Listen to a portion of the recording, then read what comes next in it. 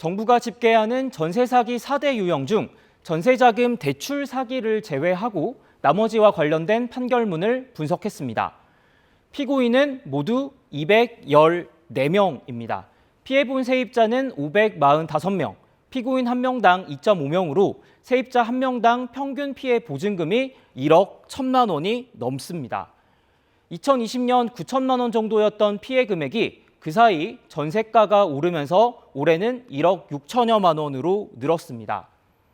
사기 수법으론 여러 세입자가 사는 다가구 주택의 선순위 임차 보증금, 즉 같은 건물에 먼저 입주한 다른 세입자들의 보증금을 속인 경우가 가장 많았습니다. 건물에 문제가 생길 경우 피해자보다 우선적으로 보호받는 다른 세입자가 있는데도 피해자의 보증금에는 문제가 없을 것처럼 속인 겁니다. 또 선순위 근저당, 앞서 건물을 담보로 받은 대출을 전세 보증금으로 없애주겠다고 거짓말을 하거나 기존 세입자의 주소지를 잠시 옮기게 하고 그 사이 대출을 받아 우선 변제권을 잃게 한 경우도 있었습니다. 그렇다면 이들은 어떤 처벌을 받았을까요? 피고인 가운데 절반 가까이가 실형을 면했습니다.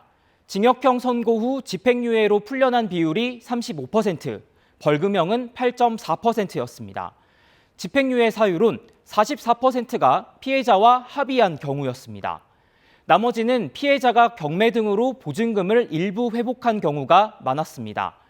피해자들 대부분은 납득하지 못할 결과일 것 같고요. 강력하게 처벌하고 그 범죄 수익에 대해서는 환수를 해야 된다. 현행법상 사기죄는 최대 징역 15년까지 선고할 수 있습니다. 하지만 피고인들 가운데 최고 형량을 선고받은 사람은 드뭅니다. 이른바 빌라의 신 일당의 주범과 KBS 탐사보도부가 올해 초 밝혀낸 빌라왕 배우 신모 씨도 항소심까지 징역 8년을 선고받았습니다. 한꺼번에 금액을 합산해서 계산하는 방식으로 형사처벌이 되는 게 아니고 그 개별 범죄는 단일건 하나하나씩에 대해서 이제 그 형이 정해지는 거죠. 이 때문에 정부와 여당은 개별 피해액이 아닌 전체 피해액을 합산해서 최대 무기징역까지 가중처벌할 수 있도록 법안을 마련했습니다. 하지만 국회 관련 상임위 문턱도 넘지 못하고 있습니다.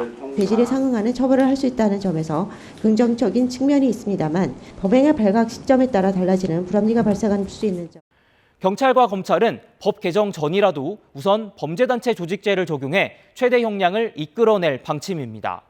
대법원 양형위원회도 전세 사기 등 여러 사기 범죄에 대한 양형 기준을 수정하는 작업에 착수했습니다. KBS 뉴스 박영민입니다.